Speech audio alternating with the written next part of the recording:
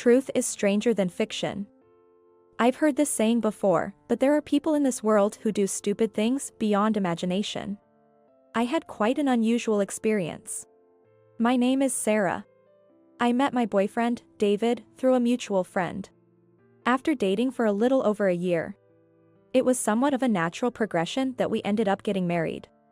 As we began our new life together, I moved into his apartment.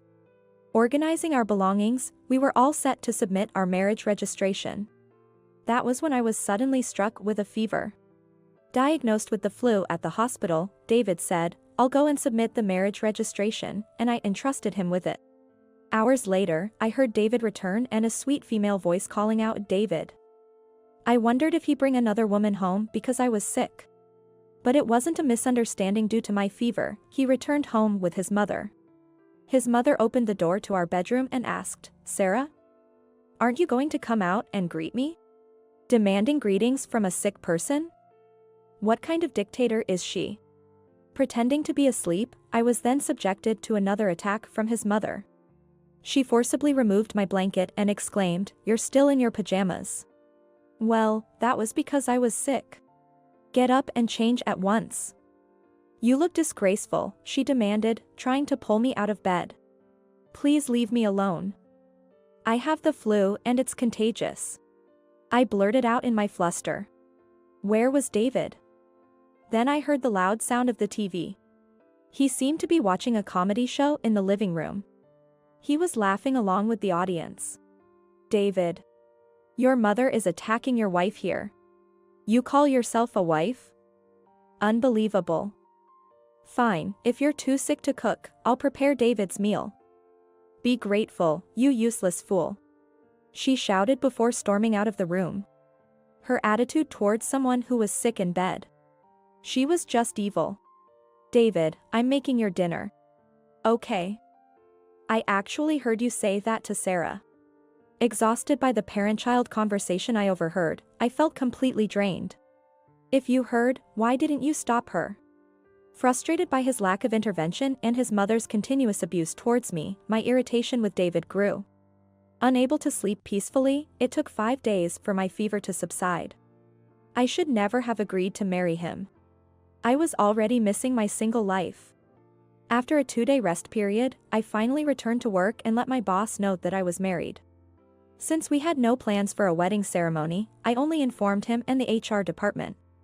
Being somewhat of a loner at work, I only had one friend, Anna, who was working in HR. Congratulations on your marriage. A week off for the honeymoon? I'm jealous. I could only sigh at Anna's teasing smile. I just fell ill with the flu and got tormented by my mother-in-law. What? That's hilariously tragic. I didn't find it funny at all. Subsequently, I received instructions from her. It's been a week since you filed your marriage registration. You should be able to get some paperwork with your new name and residential address written on it. Go get it. Once that's done, please let me know so I can update all your details in our system. I listened to these instructions with a serious face. At that moment, all I could think was just getting a divorce. I never expected such a shocking turn of events. After work, I immediately headed to the city hall to request for the paperwork I was advised to get. What? Looking at the surname on the paperwork, I knew something wasn't right. It still had my maiden name printed on it. What does this mean? I quickly texted Anna. My name on the paperwork is still my maiden name. Why is that? She replied almost instantly. I don't think your marriage has been registered. Don't tell me. I thought I was married, but it was all in my head. I think you are right. Shocking, isn't it? Anna must have gotten irritated by our message exchange, because she called me. You haven't been scammed out of money, have you? No. The only thing I've lost is my freedom to relax and sleep. Just in case, make sure that you apply for an annulment of your marriage. Your husband might be a con artist. A con artist. The person I'd been with for more than a year, a con artist. That sounded extreme, but thinking about his evil mother, that could be possible. I took Anna's wise advice and applied for an annulment of my marriage. Aren't you shocked? Asked by Anna, who was still on the phone. I just stared blankly into space. Looked at objectively, being betrayed by your partner should be shocking. But having experienced the bullying by David's mother when I was sick, and also seen David's being a mommy's boy, I've just realized, surprisingly, I'm not in love with David any longer.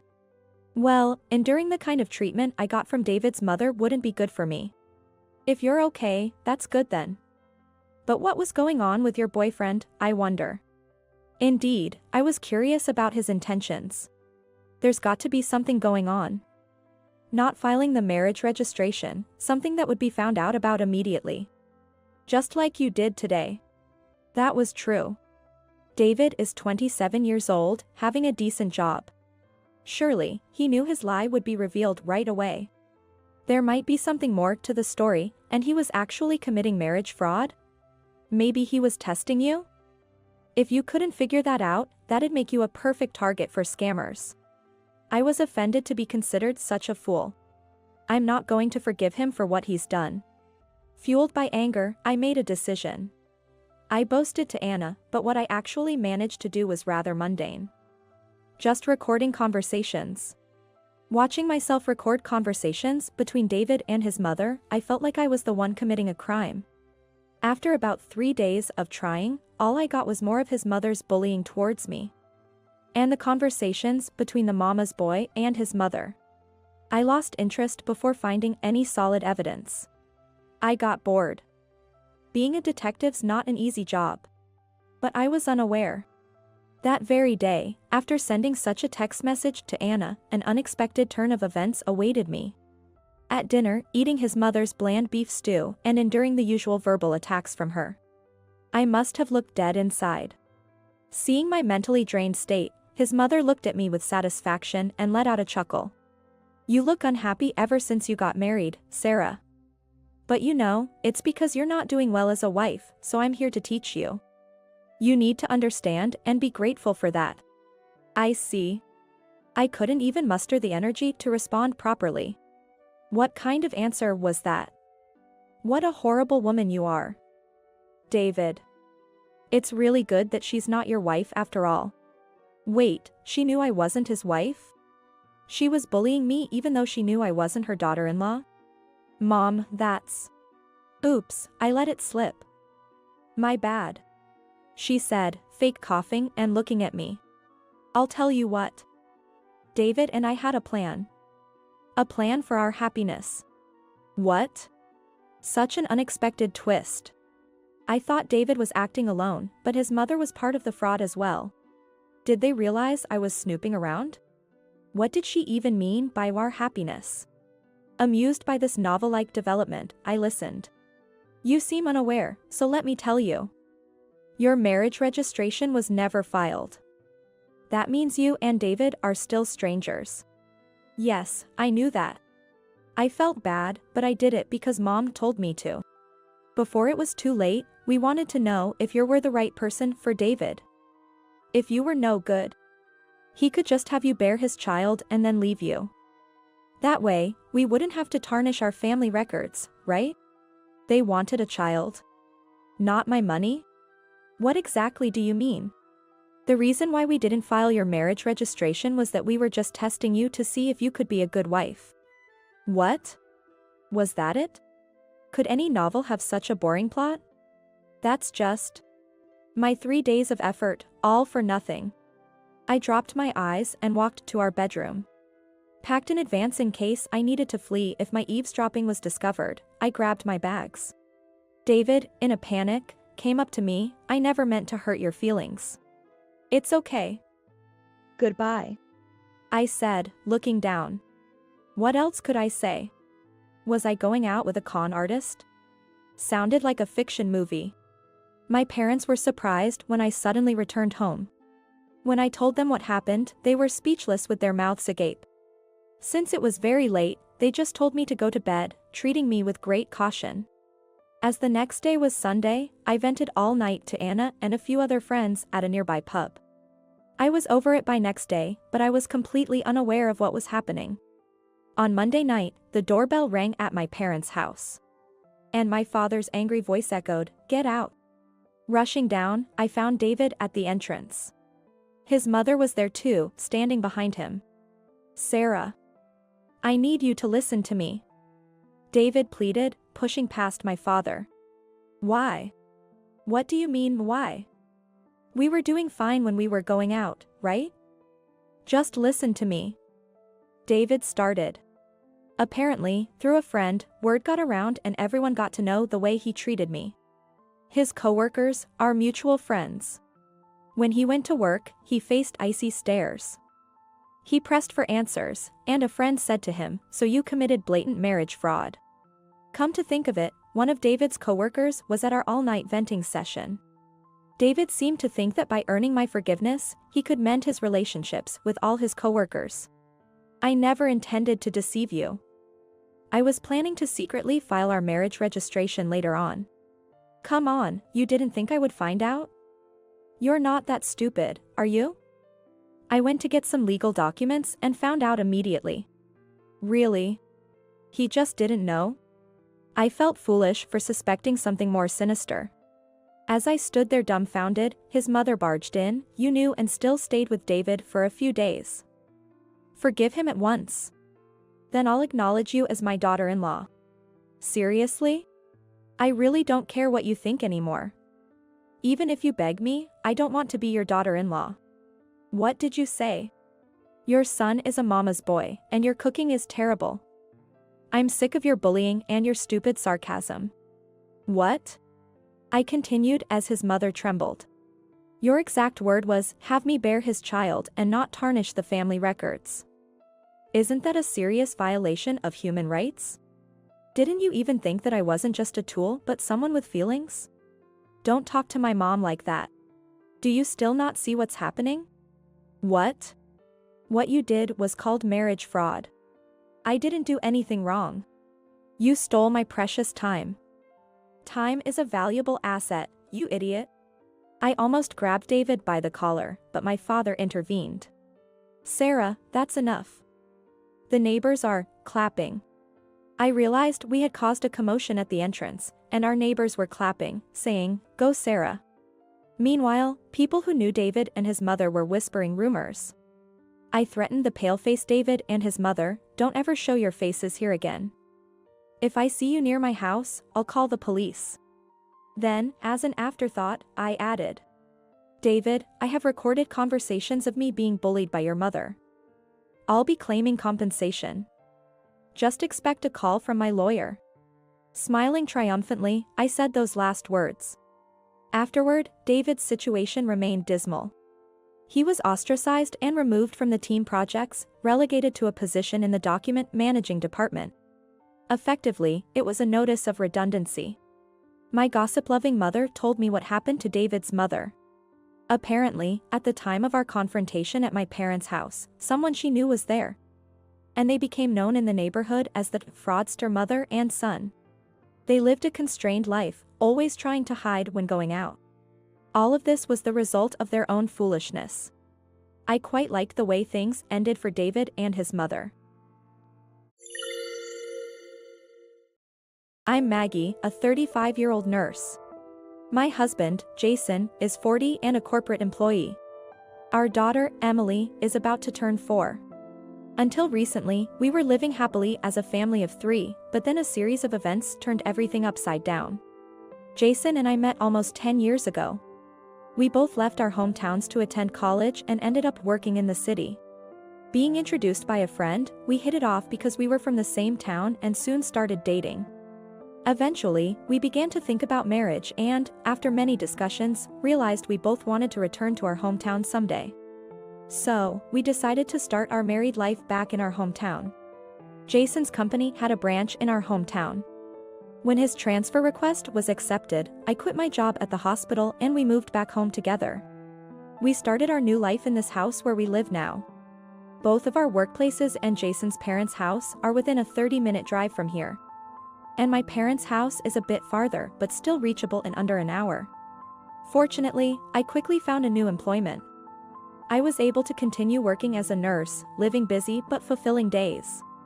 We struggled to have children after marriage and felt some pressure and anxiety from those around us. But our relationship remained calm and steady. Then, after 3 years, we were blessed with a child. When Emily was born, Jason cried tears of joy. "Maggie, thank you so much. You've done so well.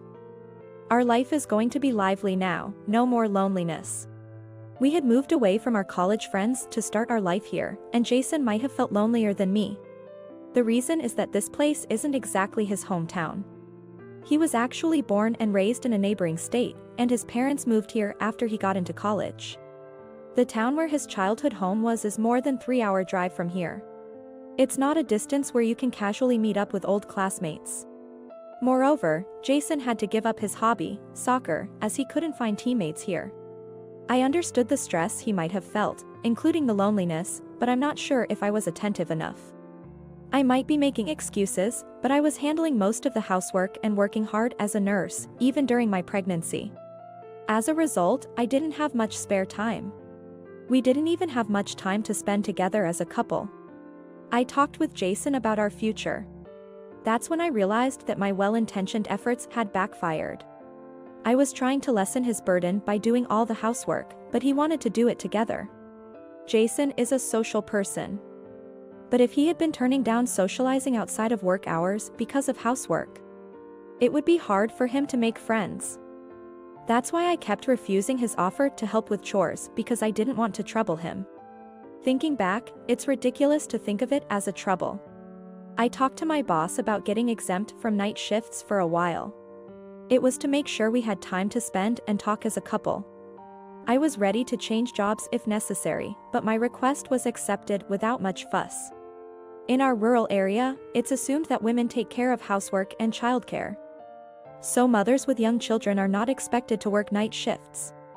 I'm fed up with these old-fashioned ideas, but I try not to let it bother me. Jason was teased for being a modern dad just for taking Emily to her checkups and vaccinations, but we just ignore it.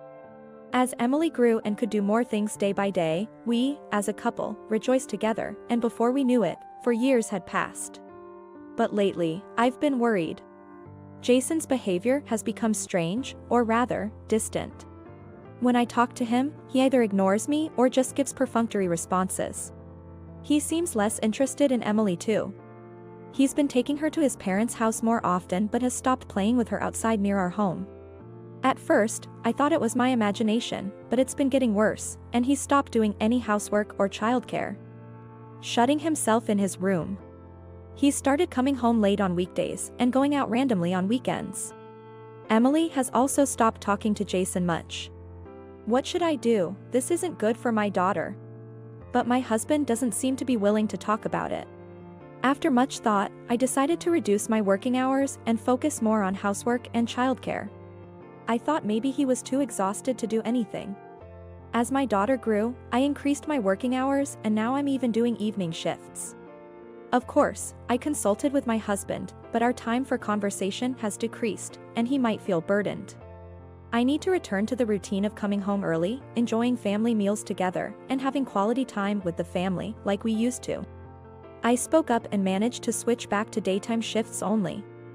I've been trying hard, making meals from scratch instead of buying pre-made dishes, but there's been no change in my husband's behavior. He doesn't initiate conversation and responds unenthusiastically when I talk to him. He doesn't even try to look at me. When I ask if he's tired or if there's something bothering him, he just says, "Nothing in particular," so I've stopped talking more than necessary. Even though I know something needs to be done, I can't find a solution, and now my husband is about to take a long break from work. In his company, after a busy period, employees take turns taking about a week off to use up their vacation days. I really wanted to travel or do some leisure activities with my daughter, who has become more understanding. But I didn't want to add to my husband's stress, so I gave up on the idea. Instead, I made a suggestion to help him relieve stress. Do you have any plans for your upcoming time off? Nothing in particular. How about visiting your old classmates? Or you could go on a trip with your parents. Yeah, maybe I will. On the day, my husband left without saying anything. He returned home a week later, but I have no idea where he was or who he was with. Still, his face expression seemed a bit lighter, which relieved me. Since then, he's been going away overnight more frequently. He leaves on Friday night and doesn't come home until Monday, apparently going straight to work from wherever he is. I still don't know what he's doing or where, maybe he's meeting old friends or has found a new hobby. We still don't talk much as a couple, but since he doesn't seem to be in a bad mood, I'm just watching the situation. After a while, I fell ill and went for a checkup at the hospital where I work. The blood test results weren't good, and I was advised to undergo further testing. They found a malignant tumor. I consider myself lucky that it was found early thanks to a routine check. It looks like it can be removed with endoscopic surgery. But still, I was incredibly downhearted. I told my husband about the discovery of my illness and the need for surgery and hospitalization. He just responded without looking up from his phone. I see. I was so sad that I lost my words. I managed the housework and prepared my belongings until the day before hospitalization. My husband took our daughter and went back to his parents' house. He said he would be going to work from there and wouldn't be back for a while. In fact, he brought up divorce yesterday. He said it's not just about removing the bad part with surgery, there's treatment afterward. It's not just the trouble, but the burden on me, our daughter, and my parents. It's too much, so let's just end this. Burden. His words pierced my heart, and I had no strength to argue. After being discharged, I called my in-laws, and they also pressured me to divorce. We'll take Emily, just pay child support. Please get the divorce over quickly. He's sending the divorce papers. Sign them as soon as they arrive. I was hoping to have my husband bring our daughter back, but they refused to send her back. I don't even know if my husband is there, he won't come to the phone. I was doing housework in a daze, but something felt off. Even for a house left empty, it was too messy. Had my husband returned? And then, I found the evidence. While cleaning my husband's room, I found women's loungewear. Just as I feared. I took out the brown envelope I had hidden in the storage and checked its contents with trembling hands. It was the report from the private investigator I hired when I first started suspecting something was off with my husband. I had received it a few days ago and knew the contents were bad, but I was too scared to look. The results were damning. Worse yet, he had been bringing his affair partner into our home, which was the worst part. Feeling disgusted and forgetting I had just had surgery, I thoroughly cleaned the entire house. Eventually, I returned to work. I was assigned to outpatient care, which is less physically demanding. Then, one day, a decisive incident occurred. My husband was involved in a traffic accident and brought to the hospital where I work. It was an accident during a date with his affair partner, who apparently came in the ambulance with him. I rushed into the treatment room. I'm Jason's wife. Is my husband here? Seeing me, the room buzzed with whispers. The hospital staff thought the two brought in were a married couple, not involved in an affair. Wait, your husband? Then who was the woman earlier? Oh, she's gone. She had just a scratch and went home, people murmured while attending to him. Okay, let's get you out of these clothes. Suddenly, my husband started yelling, "Don't look." It's okay. While being restrained by several nurses, his shirt and undershirt were removed. What? I couldn't help but gasp. There was a tattoo on my husband's chest. A heart pierced by an arrow, with a woman's name. I couldn't believe it. Leaving my husband, who was causing a commotion, I rushed out of the treatment room. I had confirmed he wasn't in life-threatening danger and didn't want to be embarrassed further. My husband was hospitalized for a broken clavicle and ribs. I got permission and went home to get his change of clothes. A few hours later, I entered his hospital room with his belongings, finding my husband in bed after treatment. My in-laws and daughter were also there.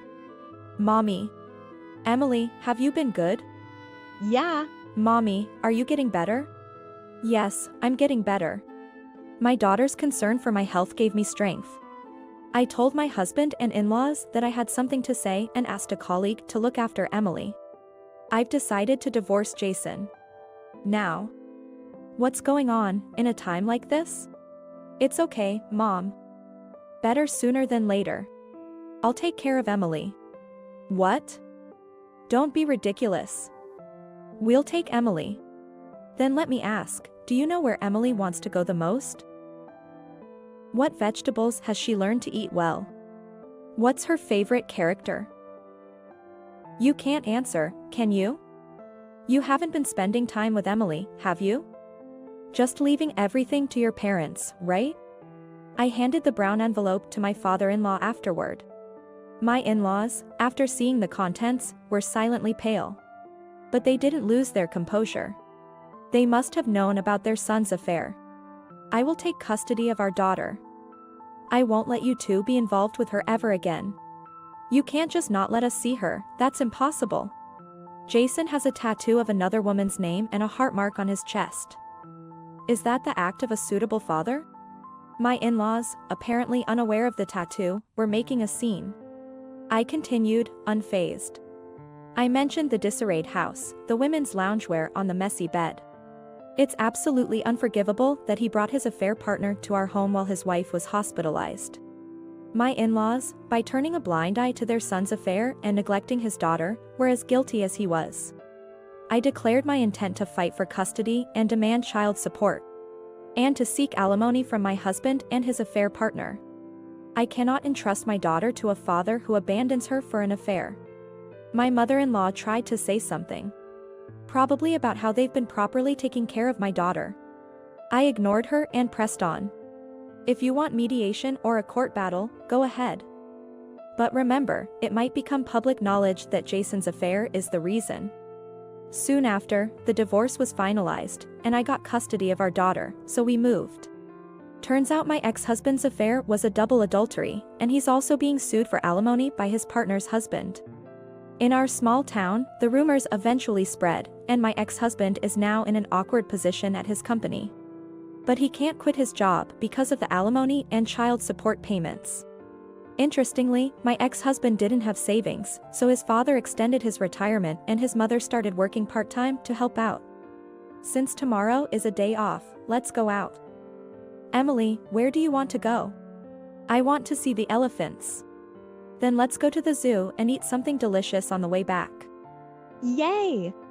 My health has improved, and I'm living peacefully with my daughter.